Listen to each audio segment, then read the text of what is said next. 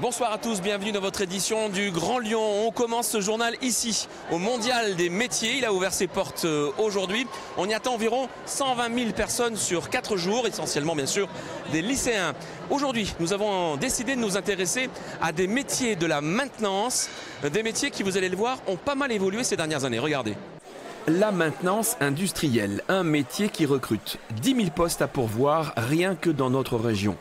C'est vrai que de prime abord, ça ne fait pas forcément rêver. Pourtant, la filière a bien changé. Elle s'est beaucoup robotisée et a également fait sa révolution numérique. Exemple, en électrotechnique.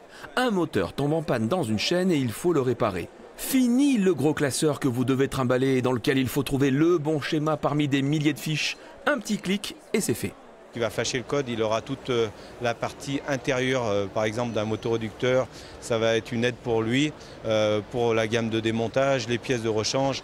Il aura un lien directement avec le magasin général de l'entreprise où il ira cliquer sur ses pièces et les commander pour pouvoir après intervenir. Autre exemple, pour obtenir une habilitation sur des interventions dangereuses, on peut désormais s'entraîner dans un univers virtuel et valider ses compétences avant d'effectuer une maintenance pour de vrai.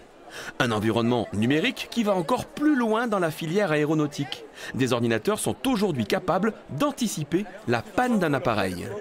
On va utiliser un ensemble d'éléments, notamment intégrer de l'intelligence artificielle au logiciel de maintenance des machines qui permet d'anticiper ces pannes et du coup on va pouvoir remplacer la pièce qui risque de tomber en panne avant qu'elle tombe en panne, ce qui permet d'assurer la disponibilité des moyens de production le plus longtemps possible. L'aéronautique est un secteur également en tension. Dans la région Auvergne-Rhône-Alpes, la filière recrute près de 2000 jeunes du niveau CAP jusqu'au doctorat.